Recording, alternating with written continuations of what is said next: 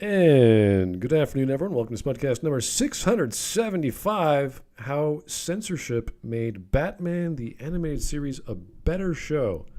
Now, I think most of us watched or know of Bats back in the 90s, and then the sequel came out a few years later. So it was like this whole long tradition of watching Batman after school or whenever you could every week on Saturday mornings, whenever it played, wherever you guys were.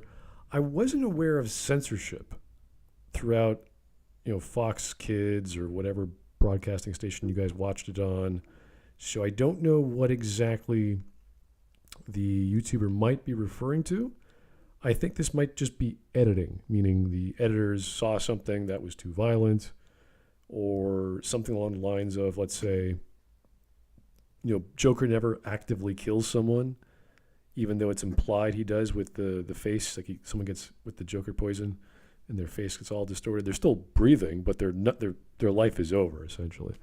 So I think in the Mask of Phantasm he kills a lot of people, yeah, but that's a movie, so yeah. I think he means like the code that they had to follow, so it doesn't like cross the line. That's like being able to legitimately show for children on TV at the time.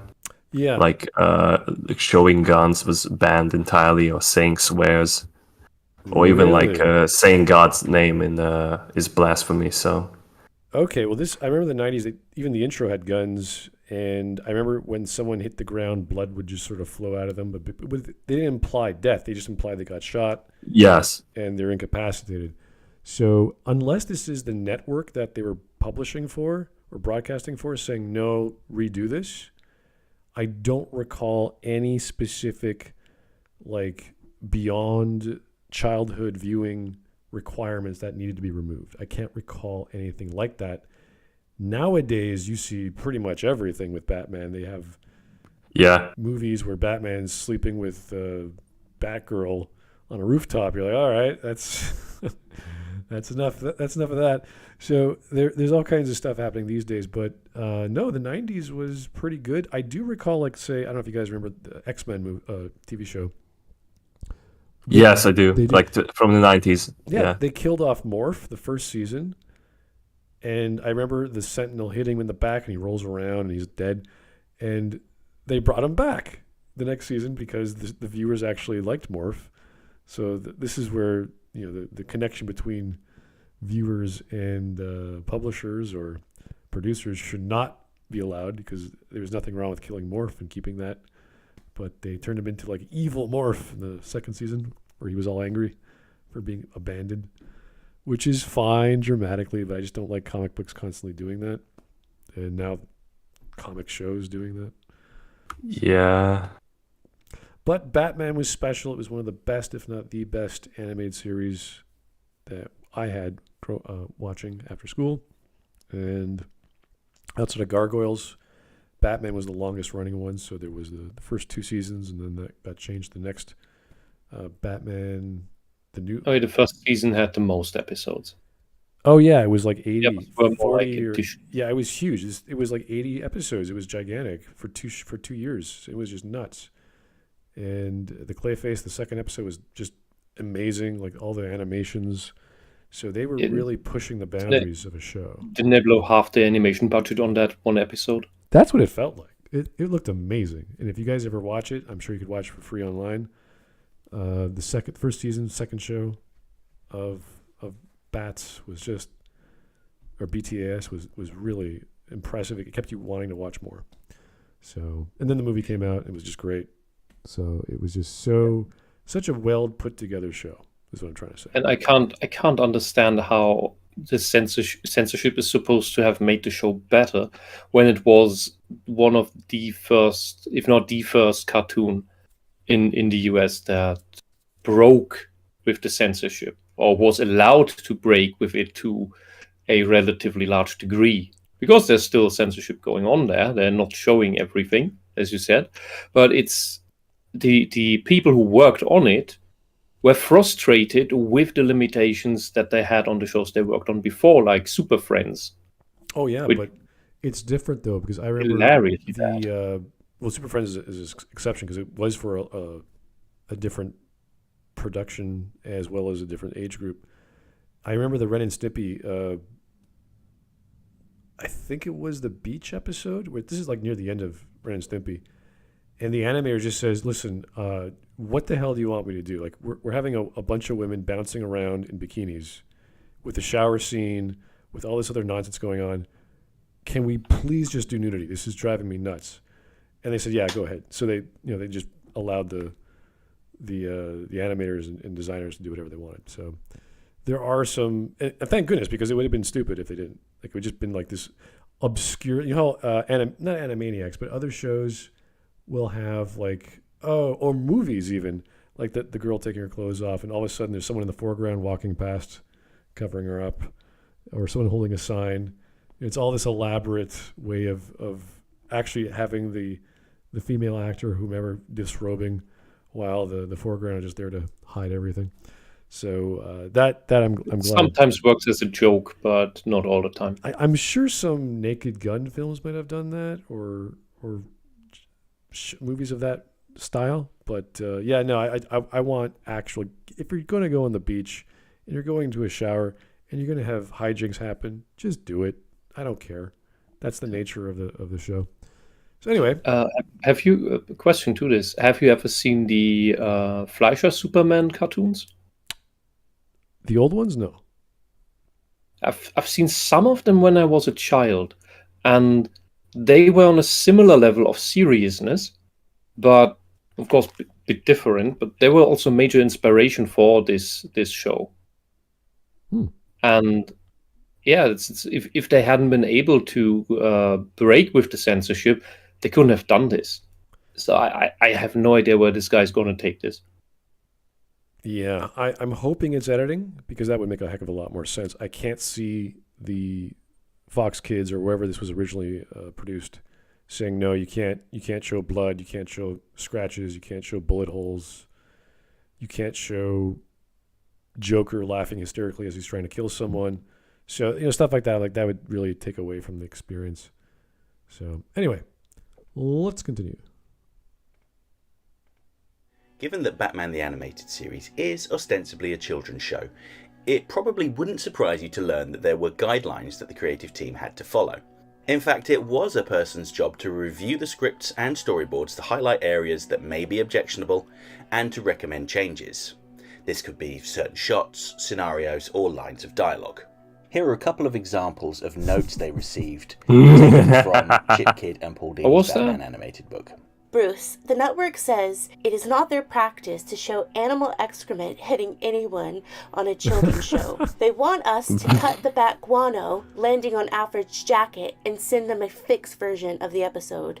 Page A28. Network says no to Batman slugging Torchy in the gut with his fist, kicking him, striking him with his whole arm, or some such is okay.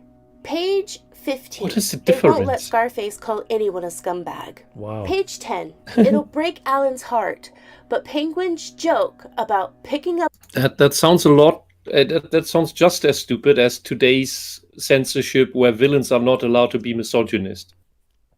Yeah, I mean, if you're going to have a villain, let him be as villainous as the viewership allows, but, Bad guys do bad things. They don't care about the rules. Yeah. They call you whatever they want. There's layers of acceptance for an animated show for kids that involves the Joker, and the Joker just is more goofy than violent. That's it. And he still wants to kill people, he still wants to cause chaos, but Batman's always there to stop him. So that's fine. Whereas in the games, in the movies, he outright blows people away. So, and this one here is... Are you sure that's not in? I have a faint memory as if that line is in the show. and it's something that goes over kids' heads. It's something that the adults notice. Well, that's the great thing about the 90s when we got Freakazoid and Animaniacs. They had more adult jokes, that it was good for adults, it was funny for adults, and it was funny for kids. The kids enjoyed the first layer of humor. Mm-hmm. And then the adults got the rest of the joke, and everyone was like, that's the great thing about, even with the real Ghostbusters. I always say this about J. Michael Straczynski. When he wrote those jokes, they're funny because Egon's saying it, But kids have no idea what he's saying. And most adults don't either because those words no one's ever heard of. And then you research those actual words and they're all sexual. Every single one. It's. I think SpongeBob drove that to the maximum level. We have this super silly humor for children, and you have the deeper meaning in the episode that the adults are more likely to get, the parents watching, and of course you have the Squidward humor, which children and adults perceive differently, because children just see Squidward as this salty,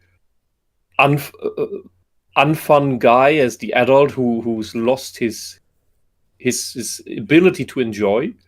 And parents may watch Squidward as, oh, fuck, I'm turning into him. I remember a joke on Animaniacs, and it was an ongoing joke. So everyone says polka dot. They were referring to polka dots on her dress. But the show and the brothers thought, oh, we're supposed to polka with dot. So this guy would come out with the accordion, and then just start dancing with dot every single time someone said polka dot. Oh, that thing got completely lost in the German localization. Oh, you're kidding? I'm sure I would have remembered a running gag like that. Yeah. So even non-adult jokes, like they're clever, and the writing was always clever, whether it was for adults or otherwise in those shows. That's why it was such a revelation to watch Animaniacs like Pinky and the Brain and Freakazoid, because the jokes were so quick. And the animation followed really quickly as well. Like, I think Freakazoid was basically The Mask, but just toned down version of it. So anyway, it was fun.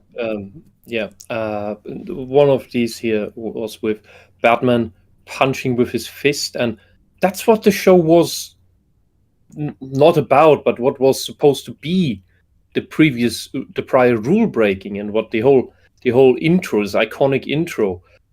Which was the very thing to pitch the show as well, had in it explosions, actual fights, actual violence, and Batman coming out on top. Yeah, pretty much. So wanting to censor that afterwards is absolutely brain damaged. Yeah, so I'm assuming this is the script that the broadcaster or publisher or producer is looking at, as opposed to before they make it, or else it would take way too much time and money. All the soap out. Network wants to video cassette. They realize it's the logical thing for the character to say in the situation, but feel many religious families would be offended by hearing Batman take the Lord's name in vain. It's okay for him to gasp. God is not the Lord's name. What is wrong with these types of Christians? It God is the name of the Lord, yes. No. Not in Germany, I know. Is. That's not what he is. That's okay. Yes, he is. God is what he is. It's not his name. What the fuck? Okay. It's another name for the Lord. Oh, wow. Let's go on. Let's go. People say God to not say his name. Page A59. Must be Caucasian. So what were some of the things that were forbidden? Well, this humorous drawing by cared Bruce about Timm, diversity published in even Paul back Dini then. and Chip Kidd's Batman animated book, tells us some of the network's biggest no-nos. Firstly, we have strangulation. Effectively, any act of deadly violence that could be replicated by a child was forbidden. This is also why Batman rarely directly punches people in the face. And whenever he does, it's more of a controlled martial arts style blow rather. Wait. Did he just say strangulation, but then he's talking about punching? Yeah. That's confusing. I can take it that like this picture is like have every single no on like one image, but his script is not doing that justice in any way. I just want to make sure I was clear, because he said punching, and I was like, wasn't the problem strangulation? Like, what are you talking about?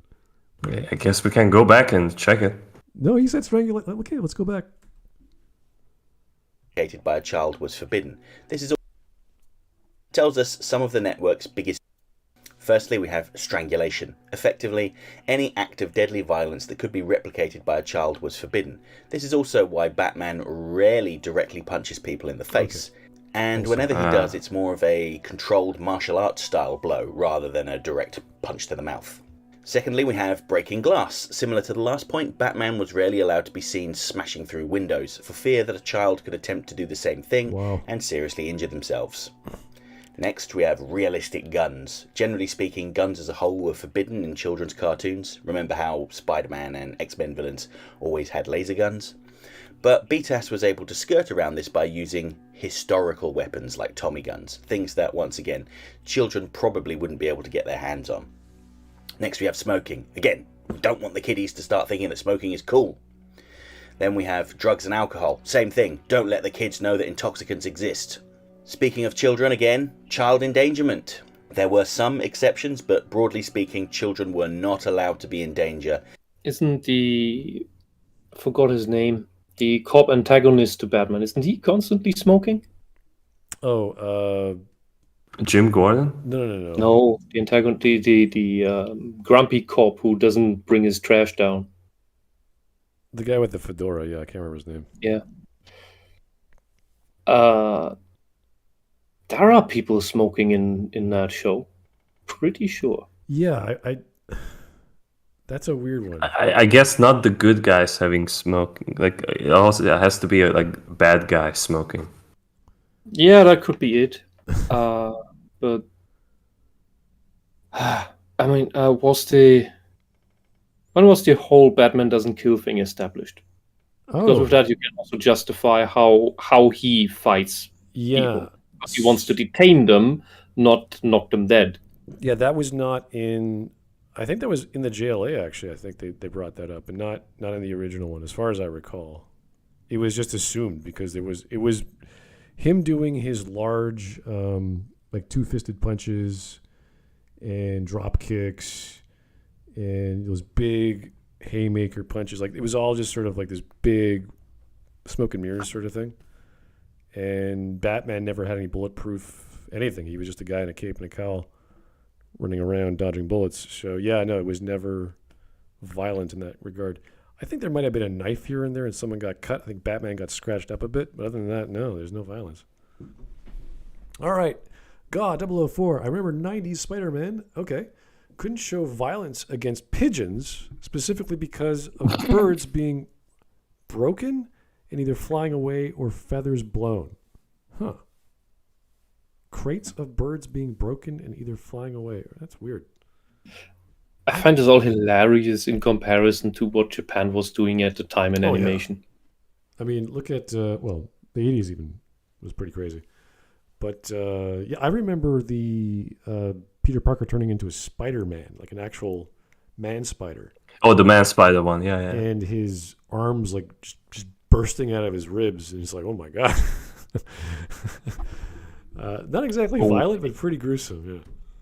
Okay, Action Zero answered my question. Amazing. He says it was the whole Batman doesn't kill thing was established in Batman number 4, January in 1941.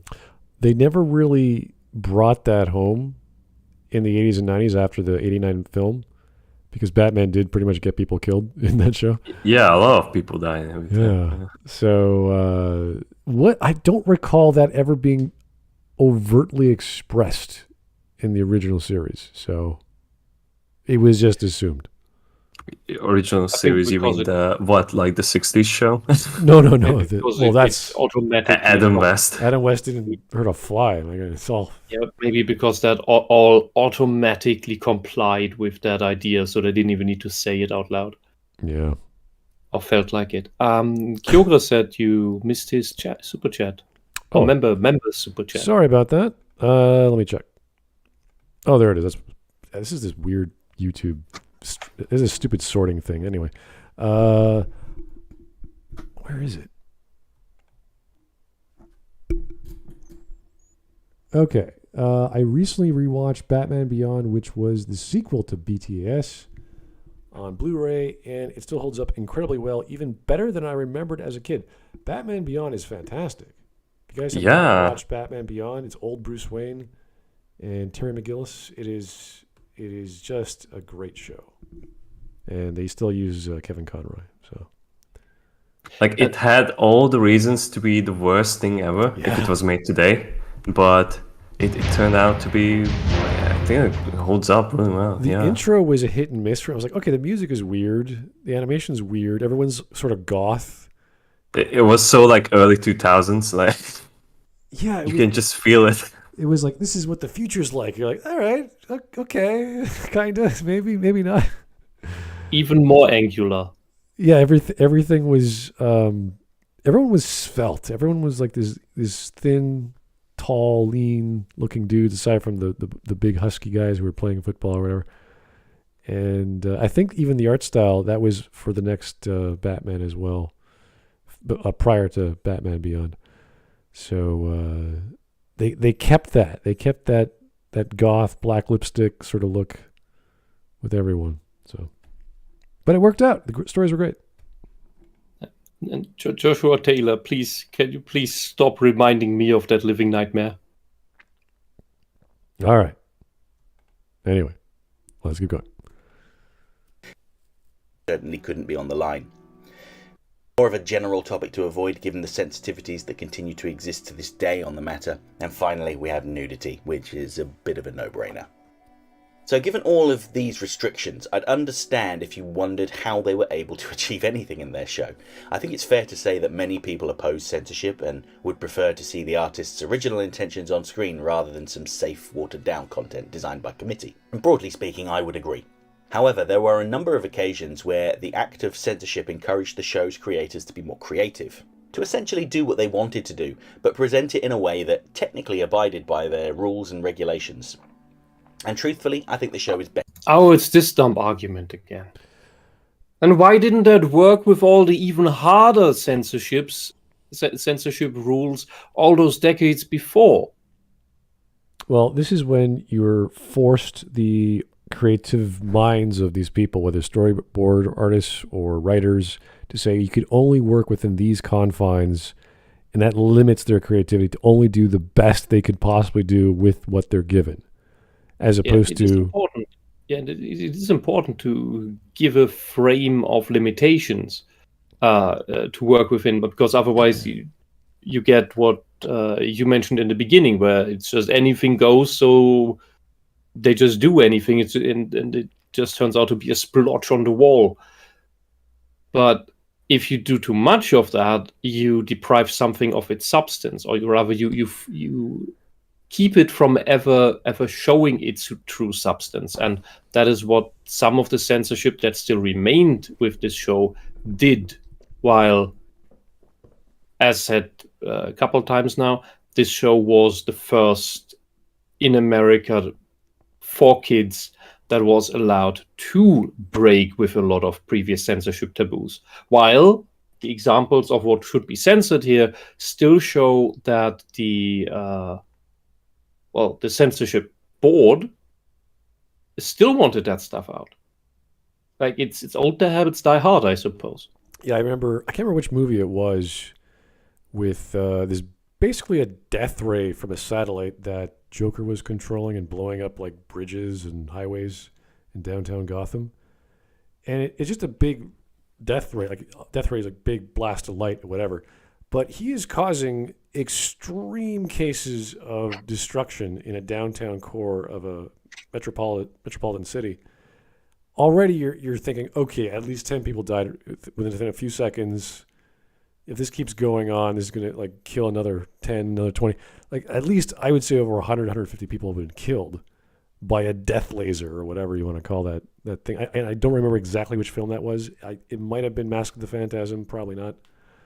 But it was just I don't think I had a death laser. Yeah, I don't think so. It's the Return of the Joker from the Batman Beyond movie, I think. Is the Batman Beyond? Okay, that makes a lot more sense. And you just see that, you're like, okay, that was excessively violent, even though there was no blood and gore. But the level of destruction was so wide that there's no way no one just sort of, I broke an arm. It's like, no. You just pulverized a bunch of people with thermal energy. Their bodies exploded amongst a series of concrete mist that also got incinerated.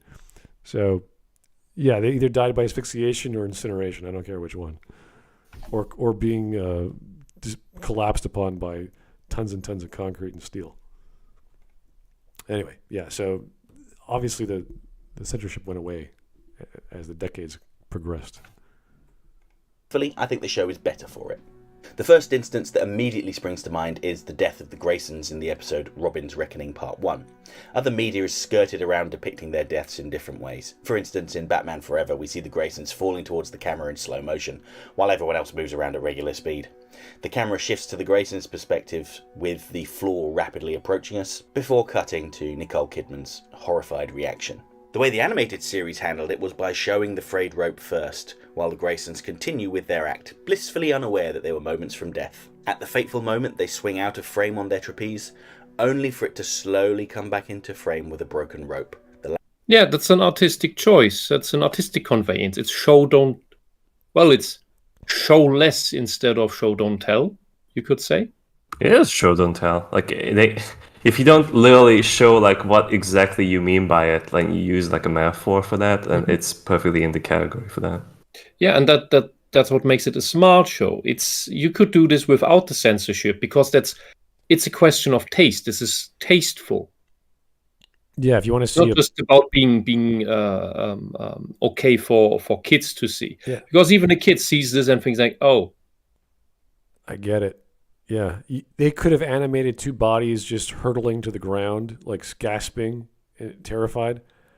They could have done that, but this is cleaner, quicker, easier to animate, cheaper. Yeah, it's not catastrophe porn.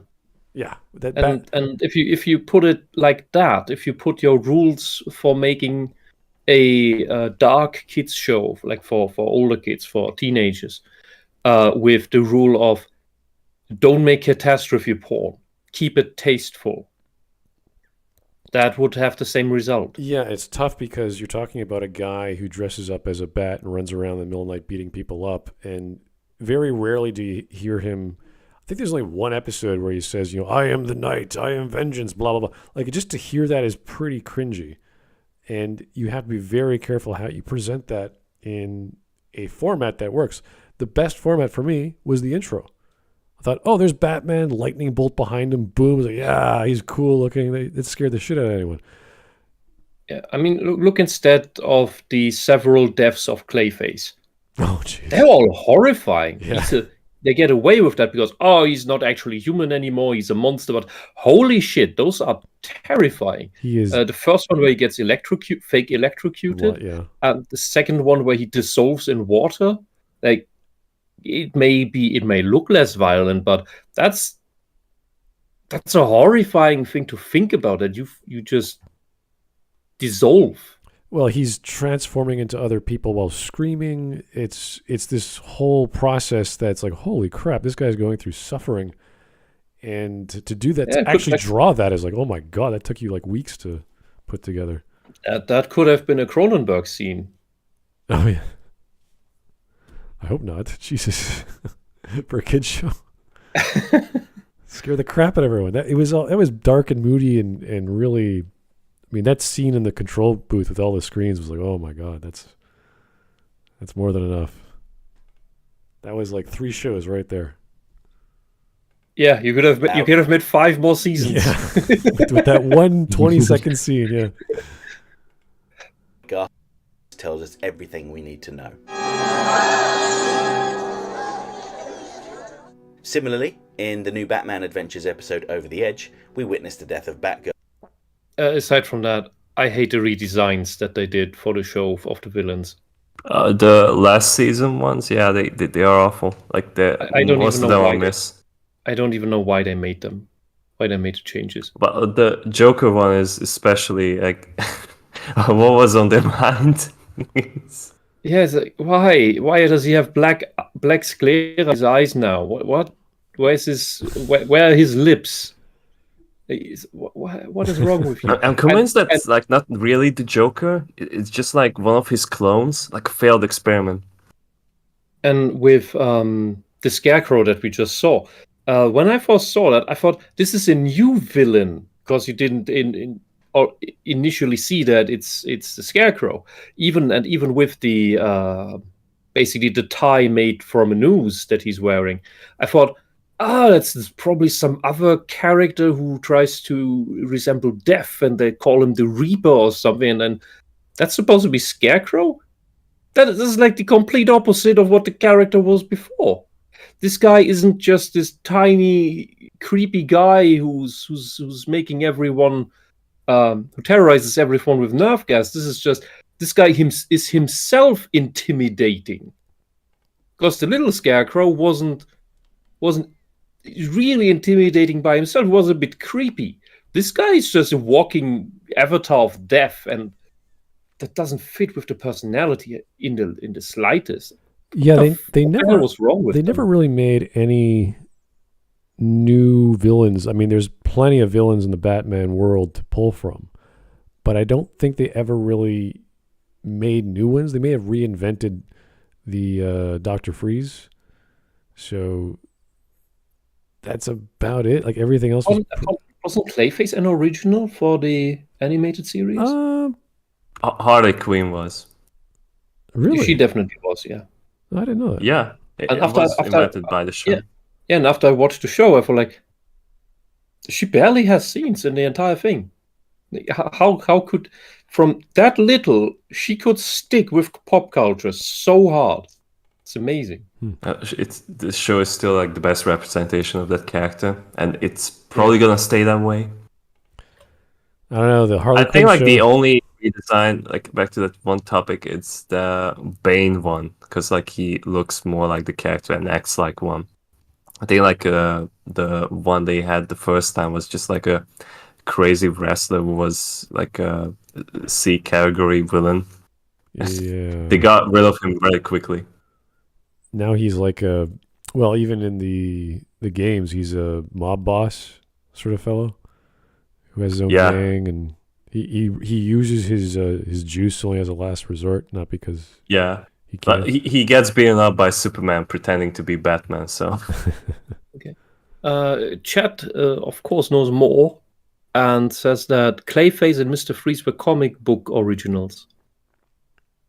yes, I know, but they redid or Dr. whatever his name is, Freeze in the show to make him have a backstory about his wife. They didn't do that in the comics, as far as I yes, the animated series backstory is like reinvented. Yeah, exactly. And I think it even won an Emmy, if I recall. Really, that's awesome. Yeah, they're like, oh wow, you can actually tell amazing stories with cartoons. and superheroes. Oh my god. Yeah, and that was already what was it, mid-90s at that time? Must have been Early 90s. 91 or 92. It was really. I thought it was 93. It was a few years after the movie, so I was like, okay, about time we got an animated show. Yeah, but this whole thing of Hollywood being, you can do adult things with cartoons that are amazing writing. Like it's like they live in this deliberately insulated bubble where they don't have to look at the rest of the world.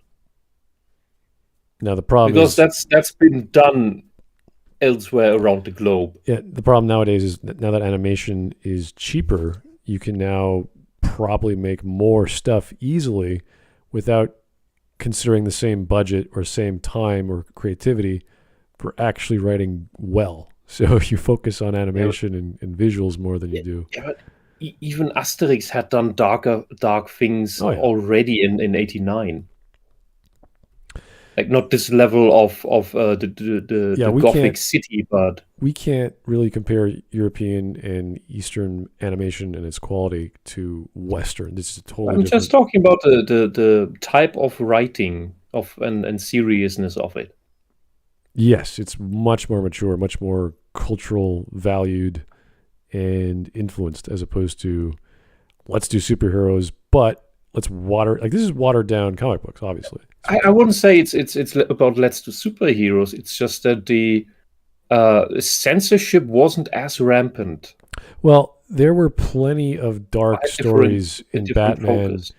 In the 70s and 80s and 90s, the actual comic book. So this is not like there was 8 or 9 comics just dedicated to Batman during those times. So yeah, but it seems that the censorship is always the hardest on the screen. when it's for kids, when it's for TV, yes, especially coming out of the 80s. and all the mothers and all the, what is it called? The rights, not the forgiving right, but the thoughtful right. They all like, oh, we got to protect the kids. We got to do this. And the idea of seeing something on the screen, even nowadays when I talk to my neighbors, they don't, oh, what about, all these movies that have all this violence? It's like, yeah, kids don't actually do that. They're not inspired to go out and hurt people. The most I've ever seen was some idiot wrote a threatening letter that was the ending message of The Princess Bride, where Wesley is tied or not tied, he's laying down on the bed, and he's telling the Count, I'm going to do this, but I'm going to keep your ears intact, like that whole spiel that terrifies him, so that he sits down and shuts up and gets tied up. Someone wrote that out and sent it to some professor or some nonsense. And I'm like, that's not even creative. You didn't even think of that yourself. That's the only time I can think of someone taking an idea from film and using that as a violent joke or some sort of threat. So I don't think kids these days are going to be influenced by things. The worst case example I could think of was just like, we're talking like a 4-year-old who was playing Final Fantasy II or Final Fantasy IV. I don't know if you guys remember Edge in that game, the ninja. And his attack, his normal attack, it was a double attack. He had 2 swords. And they would make that sound when you swing them or when he attacks. And some kid, online, a guy I knew, had a little brother who was 4, and he tried to mimic that sound and that animation, and he ended up cutting himself with kitchen knives. Oh God! So, but that's a kid.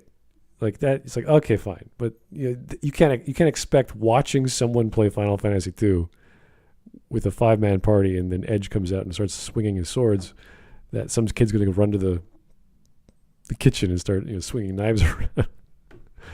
So it's just, I would say that is an unsupervised kid. Right, but that's like how old that kid was? Well, 4. I'm just saying, it's just like you don't know any better. Uh, It could have been anything. It could have been throwing a beach ball, right? And he wanted to throw it like in the video game, like in Final Fantasy X or something. And it's I can hold my breath underwater. 4-year-old girl. Those games are not for 4-year-olds. Exactly. The age rating begins at 6 and up. Oh yeah, that's right. Anyway, let's keep going. After chasing the Scarecrow to the top of a skyscraper, Batgirl is pushed off the edge of the building, falling to her death. The sensors were... I think they made Scarecrow like that so that you could actually believe that this guy could do that, because the Scarecrow they had before, you would never believe he'd be able to swing a wooden stick like that in order to throw anyone off a roof. Yeah, it's always never directly killing someone. It's always pushing them off into traffic. Never direct. I was mainly referring to the redesign of Scarecrow. Oh well, everyone, like, even look at It's just Barbara's so bad. like black. Everyone's got black lipstick and black eyeliner. No, hers actually red. Oh, is you it? see this little highlight there on her lower lip? Could be blood. It's totally red. Very dark. Well, it's night. Yeah, well. Clear that we shouldn't be able to see Batgirl hit Bullock, the ground, that's his name. so the crew came up with the ingenious staging Yes. of putting us in the perspective of someone sitting in the backseat of Commissioner Gordon's car, which Batgirl suddenly lands on. Technically, this staging complies with the censor's instructions entirely, but I would argue that it's much more horrific. By placing us in the passenger seat, Batgirl essentially lands on top of us. Well, if you don't want to look at the video, but there's a comment by one of the keyframers from the show in the comment section of the video. I think his name is Jim or Dan something, and he mentions this specific scene. So if you want to read that, go right ahead.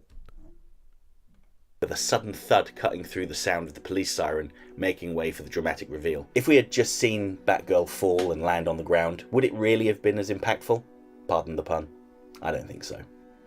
It's at this point that I should probably make clear that these restrictions weren't just in place for BTAS or cartoons in general. There are standards that are applied to all visual media, including live-action TV and films. In fact, classic Hollywood also faced a similar set of rules with the introduction of the Hays Code, a set of industry guidelines for the self-censorship of content.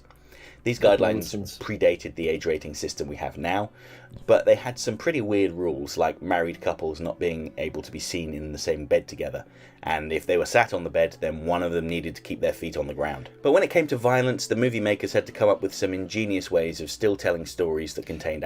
Is this some weirdo who's trying to tell us that censorship is actually good, guys? No, he just said like they had weird rules. Like he's probably not gonna be going for censorship. No. That's usually the argument you get with the entire. Oh, but they had to be creative to go around them, and that made artistic things happen. Ooh. Yeah, we watched a few videos actually talking about the Hays Code for at least 10 minutes straight. You're like, oh my God, why are you bringing this up? No one cares.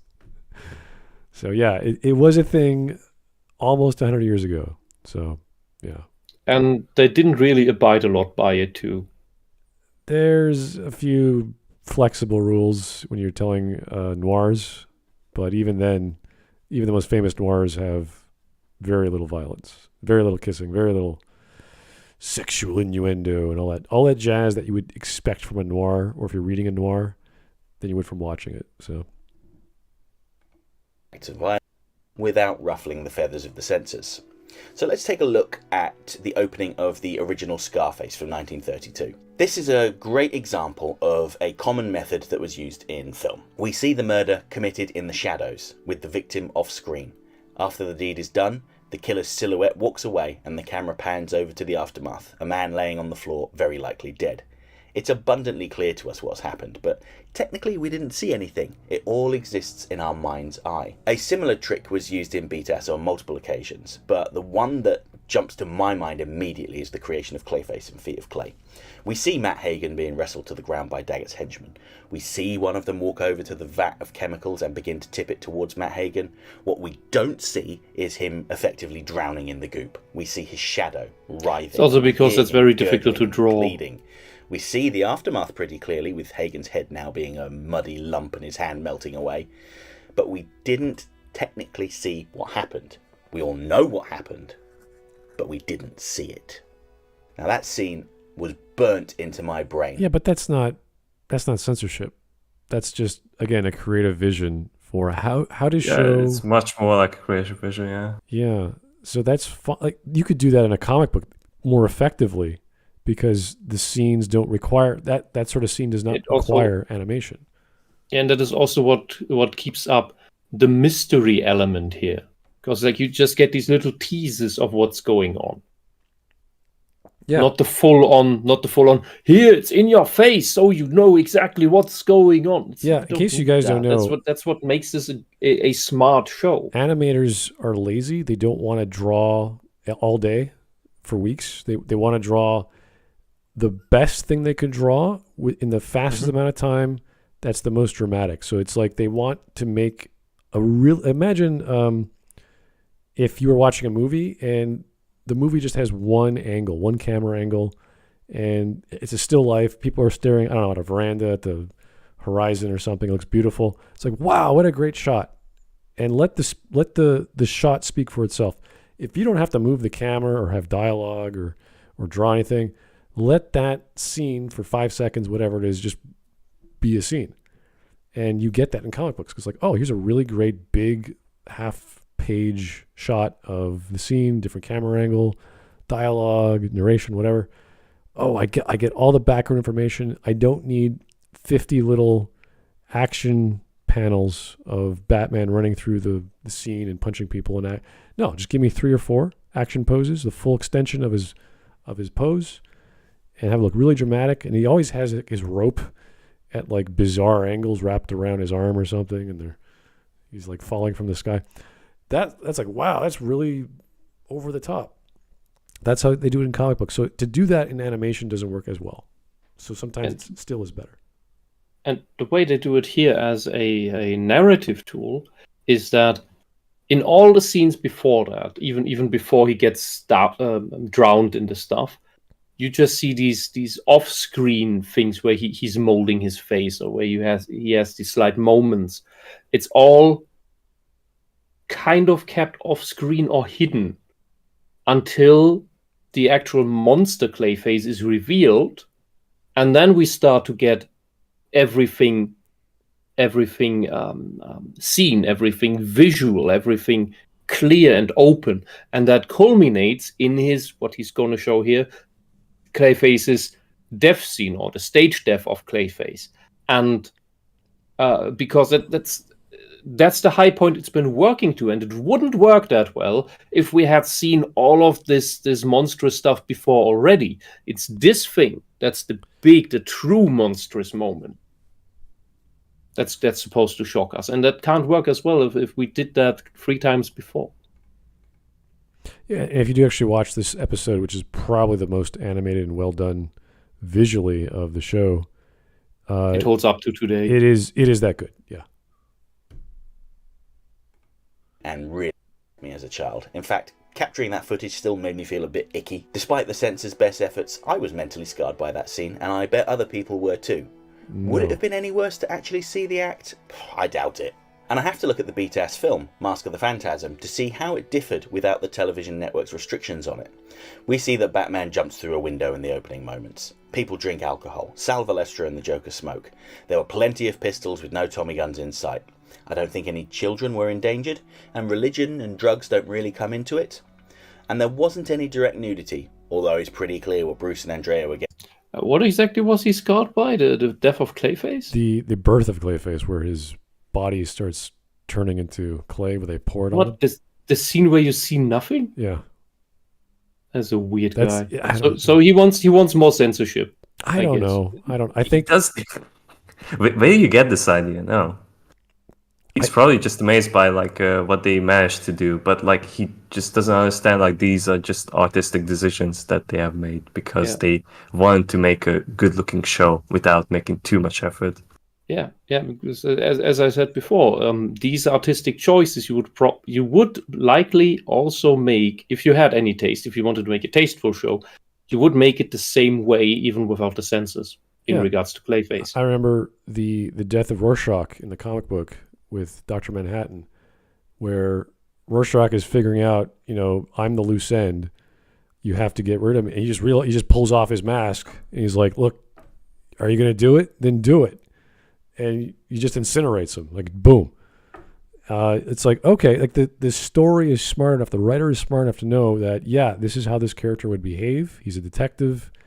He's around violence. He knows what Dr. Manhattan can do. This is his time to die.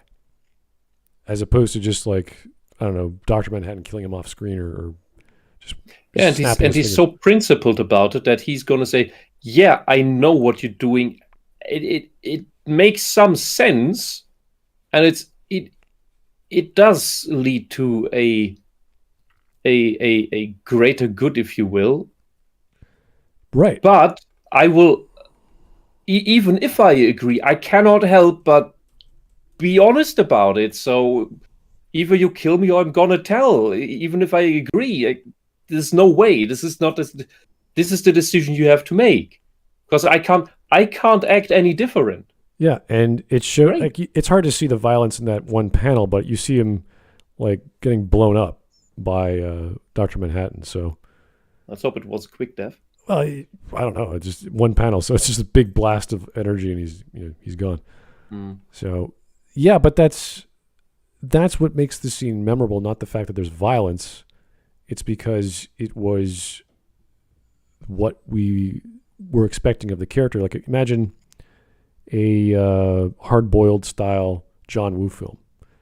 All of those shots are really long shots with all kinds of bullets, all kinds of things blowing up. And I don't remember specifically with the movie Hard Boiled, what in the church was blown up that was really cool. It was this whole experience, not just one thing, because it was consistent. And that's kind of the idea of not having enough bullets or having 30 guys come at you, and you're able to, you're a superhero essentially, but you're just a guy with guns. So it's not one thing. It's just that this was such any kind of action film before even guns, if they put into the Hong Kong style way of doing film, all these guys versus one dude, and he's like, barreling through them all, and maybe gets a little scratch or a few smacks on the face. So the idea that he's this one guy who's able to do that and get out and still stand is like, whoa, not so much that how he killed the dude or how Jackie Chan flipped a ladder over his head and spun it around and got through it and all that fun stuff. It's the whole scene, because that is what we expect from the medium, let alone the character. And in a comic book, you have to use your brain to fill that space in. So it works a lot in BTAS, and it doesn't need to work any further as an animated experience. Getting up to was a lot of direct violence, punches directly to the face, teeth getting knocked out, and blood. However, there's one scene with an extreme act of violence where it occurs in shadow rather than being directly seen. And that's when the Joker poisons Arthur Reeves. After hearing that Andrea Beaumont was due to meet Arthur Reeves for dinner, the Joker puts two and two together, realising that Andrea, not Reeves, is the Phantasm. So in order to avoid Reeves tipping her off, the Joker grabs him and forces him onto his desk. We get a tight, extreme close-up of the Joker's maniacal laughter, and then we cut to their silhouette, where we see the Joker stabbing Reeves with something, I think, all the while cackling maniacally. This is a really creative shot that perfectly conveys just how dangerous the Joker is, but for some reason, we don't clearly see what the Joker did.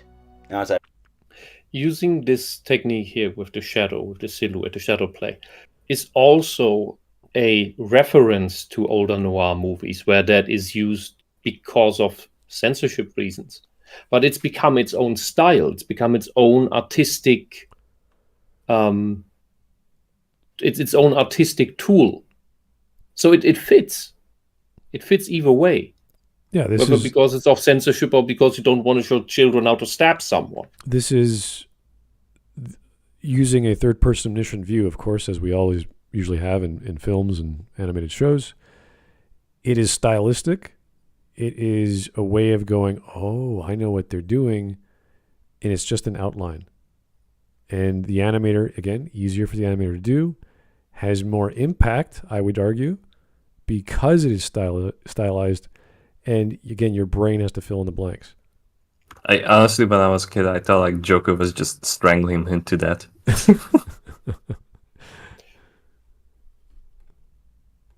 I guess that's the downside of doing these hand-to-hand shadow silhouette things compared to, are you just shooting someone with the shadow? Oh.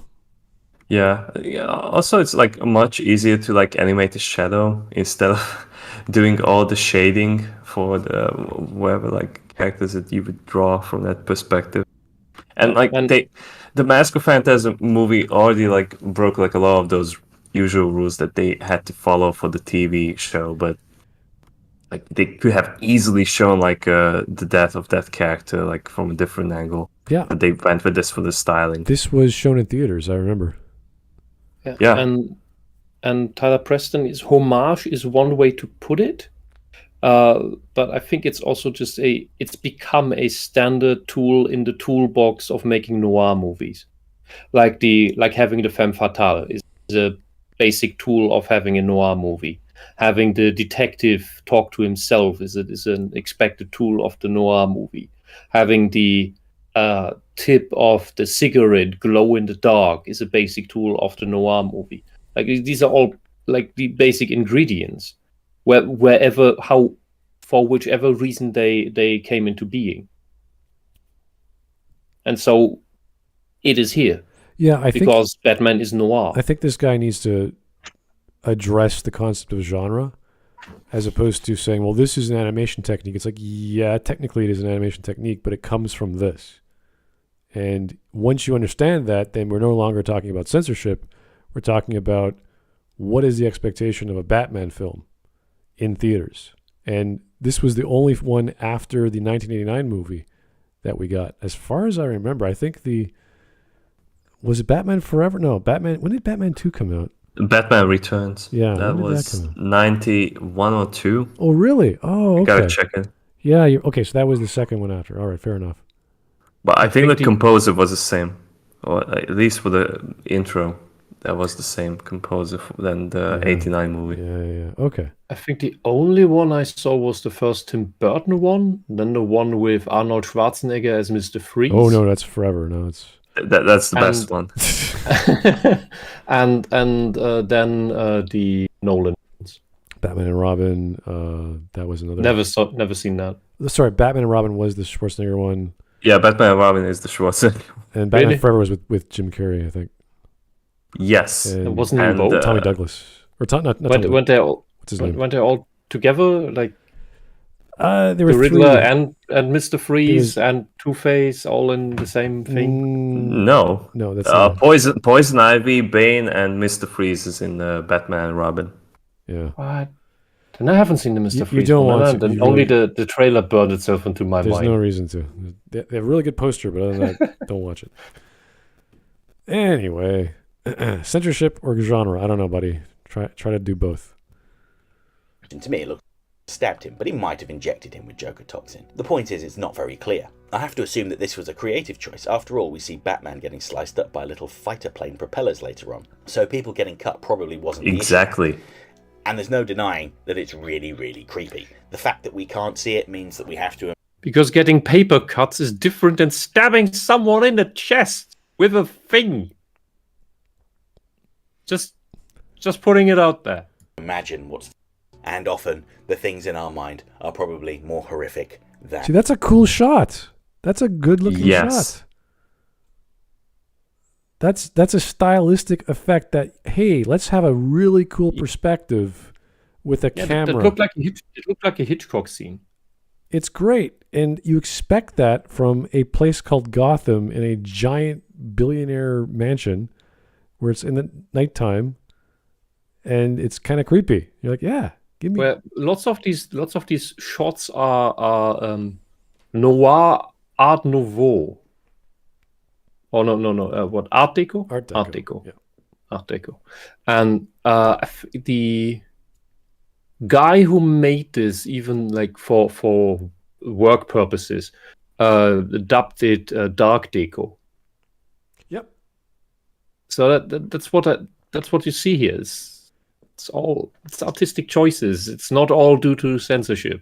Yeah, I don't know why he's going with this. Oh, it's the silhouette, the shadow. That's censorship. Like, it's not censorship. That's just a technique that you can do.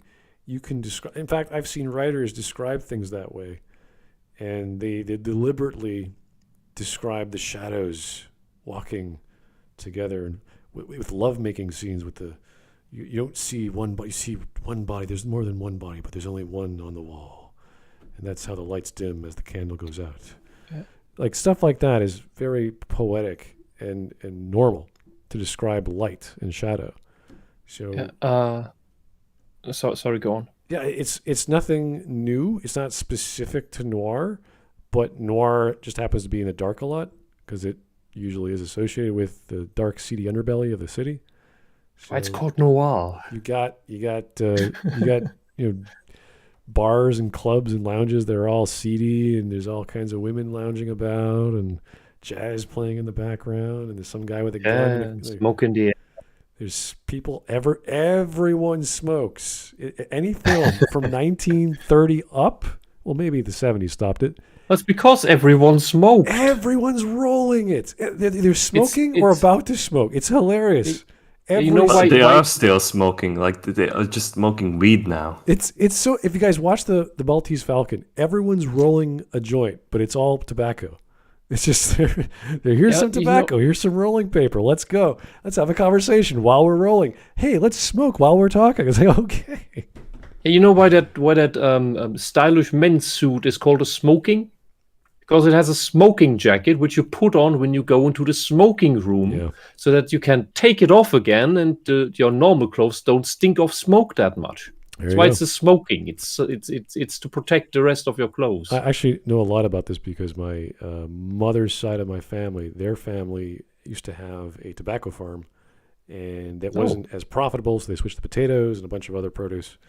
But yeah, my entire side of my mom's family used to smoke, and then my grandfather stopped because it was unhealthy.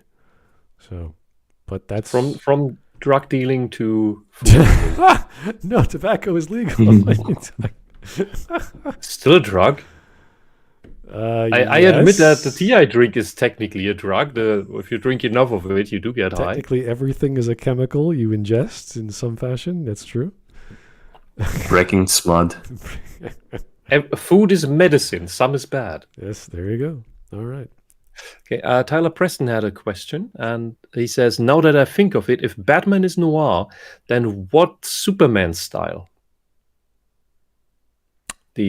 I guess you mean the show that's done in the same art style? Yeah, that's there playing wasn't- in Metropolis. I don't think there was a Superman show that I remember of. It was just the JLA.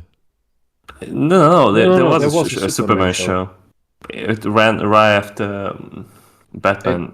The animated series. I just and they in that show there were some Batman did turn up in some of them, but Yes, they had crossovers. I did not actually watch that. In this show, this Batman show, you have Supergirl show up at one point because Superman is actually doing some space nonsense, so he doesn't have time or something. Something stupid like that. But I would say so. I can't really speak about the Superman show because I was just not interested in Superman when I was a kid, and I didn't like this angular art style that much. Didn't click with me. Doesn't today because everything is the way it developed was it went ever more caricaturesque. Like in the beginning of the animated show for Batman, the characters still looked more like people, and over time it just got more and more weird and extreme.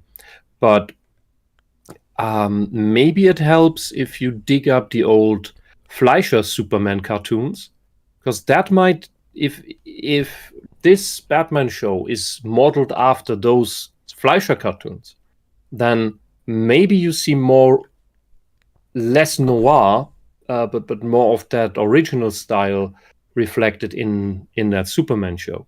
And it's worth you watching them because the animation in those Fleischer cartoons is actually pretty dope. And the things.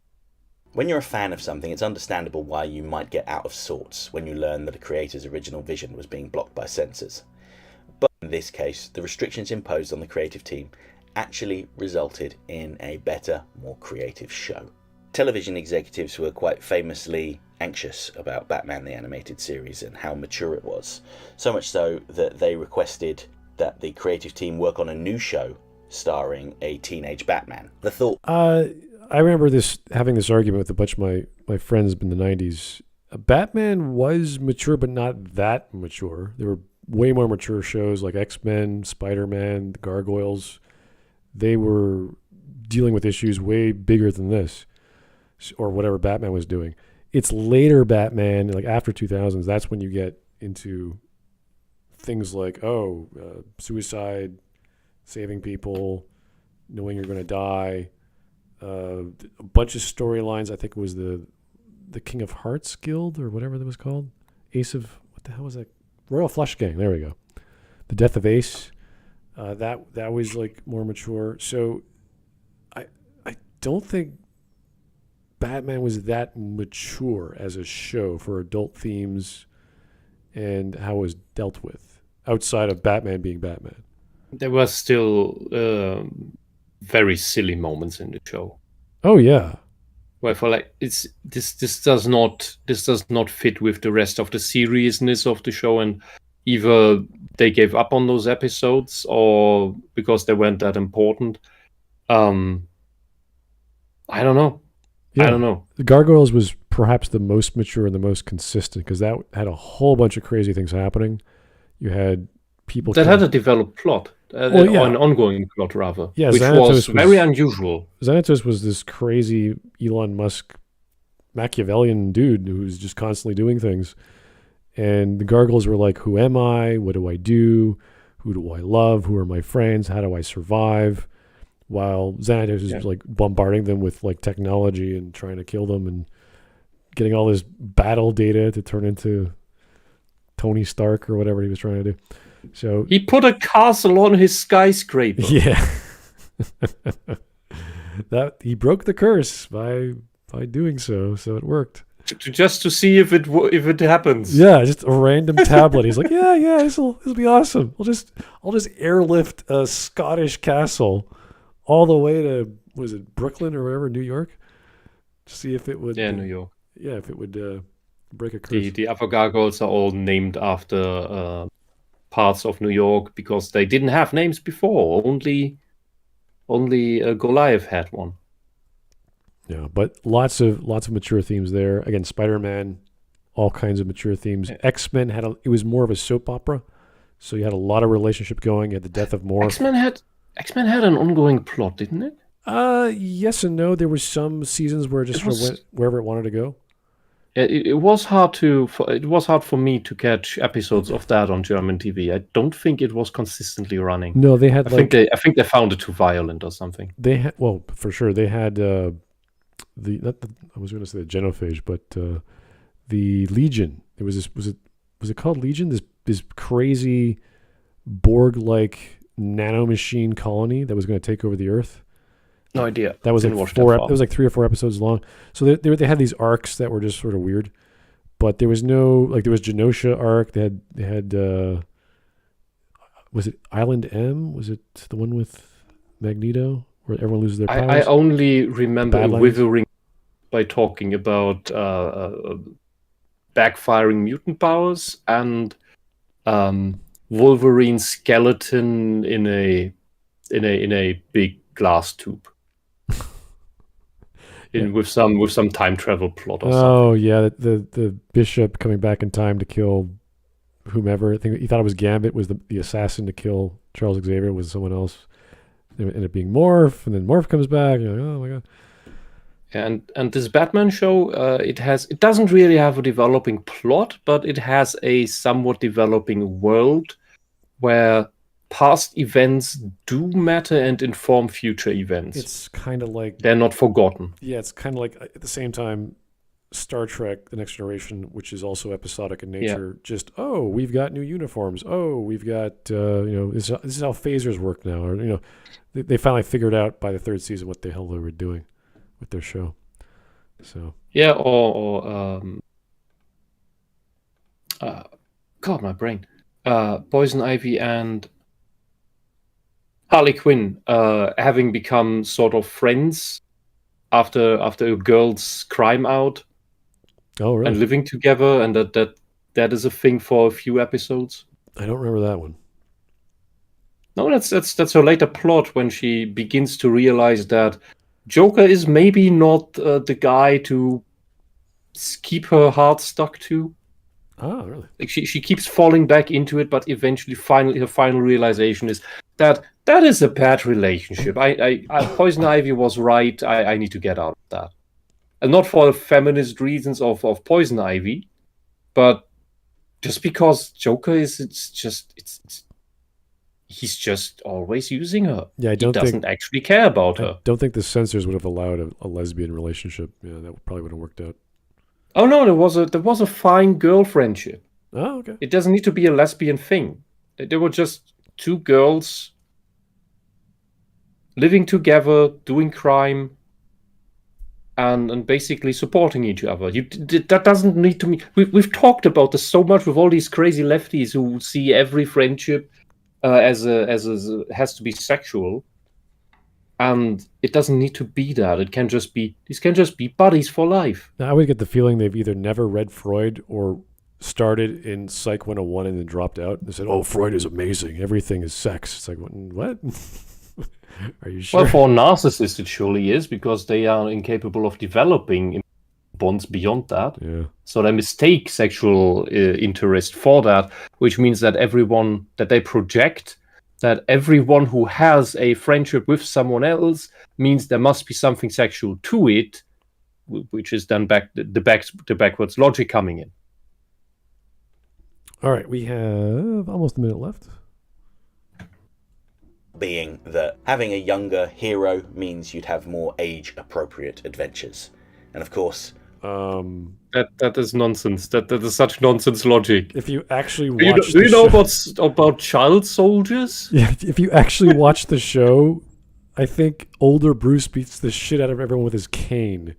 And I'm pretty sure Princess Mononoke was out already, and Ashi isn't that old either, and he's fighting big bad monsters and people with guns. And yeah, I think one of the first few episodes they have these things called slappers. Everyone's these drugs that turn you into like superheroes for a few seconds or whatever. So yeah, no, Batman Beyond was pretty mature, but we were expecting that in the dark future of the Batman world. So Yeah, I think the first episode has like Bruce has to retire because he almost has to use a gun. Yeah, he freaks out when he's using the suit. Yeah. oh no, we must do the adventures fighting crime cartels and meth labs with a teenager, because then doing that will be less violent. What kind of logic is that? How Batman Beyond turned out. But maybe that's a video for another time. Okay. So I recommend watching the, I don't know if you call it documentary, The Heart of Batman, that talks about this show and basically the background of the animators, directors, writers, what their thoughts were. And it is not what this guy just said. Those people were happy. They were like finally being able to breathe, because this show had less restrictions on it, where they could go beyond what was previously censored all the time. And here they could finally do more. All right, here is... Well, we're going to memes now, so... Okay. Here's Mark's wonderful link from... Where is that? Discussing film? And it's the new version of Batman coming out? Is that what this tweet is about? I guess I just like opened Twitter and this was the first tweet I saw. It's like, oh, was Elon Musk listening to this microphone just now? Suddenly we're getting a new Batman. What are the odds? Yeah, good stuff. Batman TAS can't have nudity or implied sexual tones, as well as Batman throwing punches. Batman Beyond. Yeah, this is with Ink, I think. He's fighting Ink. I don't know who that is exactly. I think it's Ink. And she's the new Clayface of the show. Yeah, pretty wild stuff. And they actually explain her background. Terrifying. Yeah, it's great. Original, the first Clayface in comics, an angry actor with no powers. Okay, I can't read. That's too small. But that one I could read. Fair enough. I'll check it out later. Third Clayface, whose body constantly melts, and he melts flesh with a touch. Oh my god. That is gruesome. Jeez. Mm-hmm. Spider-Man, the animated series. Spider-Man can't throw a punch. Spectacular Spider-Man. No problem.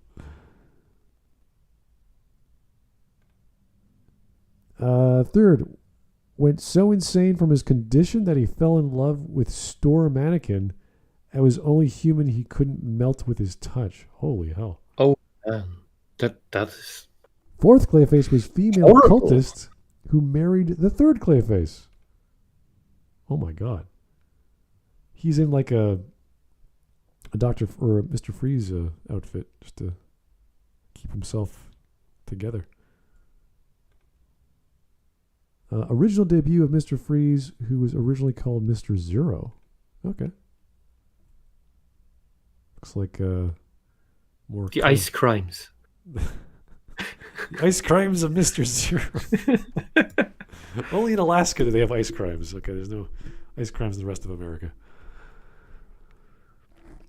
Superman animated series from 1996 and Mighty Hercules from 1963. You're joking, right? Wow. Oh. I do remember watching that show, though. What the hell? Even the little nub on the chin is the same. It's amazing. They're like brothers. Maybe they are. Yeah. Superman had cameo appearance in X-Men animated series in 1994. The arm. Superman's arm? Yes. I guess that's all the license they could afford at that time. So Spider-Man's how much sorry. can see his be shadow. included You of Spider-Man? Look, you can see his shadow silhouette on the wall. Why did I think it was Superman? I was like, my brain just went, what? Superman, because DC and Marvel. Like, no, that doesn't make any sense. Maybe okay. Yeah, I was thinking the movie Superman, how they get banished to the Phantom Zone in that crazy triangle that spins, and I thought it was Superman in the silhouette. Yeah. Anyway, I think the craziest crossover is when Stanley was cosplaying as Revolver Ocelot from Metal Gear Solid while giving an award to Hideo Kojima oh my on god, G4. Are you serious? Yeah, I saw that. Oh my god. Do you want a link? I will have to see a link now. Please. Holy hell. Also, while we're at it, I want everyone to recommend watching The Max. Oh, really? With a double X. Yes. The Max. MAXX. I was surprised that even made it to animated films. It was a comic book originally. Yeah. Same with Bone. But the animation is pretty amazing. Yeah, I was like all those. And it's a really good psycho story. All those comics from the 90s, like I'm surprised like Spawn became an animated show for a bit. Like all this stuff, like wow, I remember reading that like 10 years ago, and it finally got to the screen somehow. It's kind of incredible. Oh, things got picked up, and they compare that to like Japan. It's like happens every month. There's, hey, that manga was great. Let's turn it into an OVA for 12 episodes. Like, all right, let's do it. So, a little different culture in the West. So, absolutely, I like this video. A little not as declamant. What's the word I'm looking for? He didn't make too many accusations or statements that were like, okay, I think you got that wrong. He was just professing his love for something, but forgot to see the whole picture, I think. Yeah, I think he's just missing. He should have watched the documentary.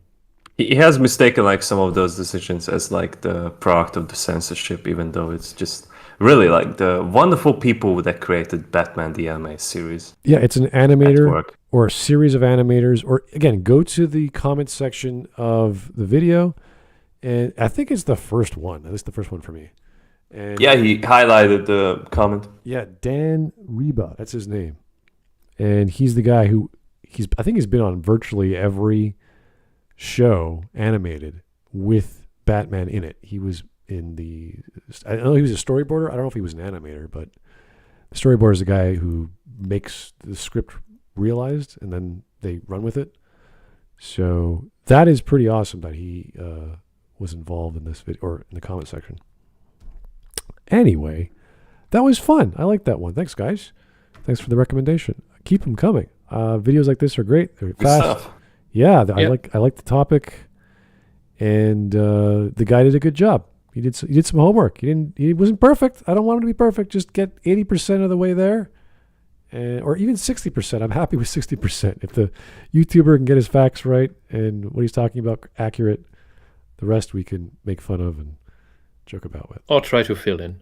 Yeah, essentially. Yeah. So everyone, please watch the documentary, "The Heart of Batman." Thank you, guys. Talk to you soon. Good night. Good night. Night.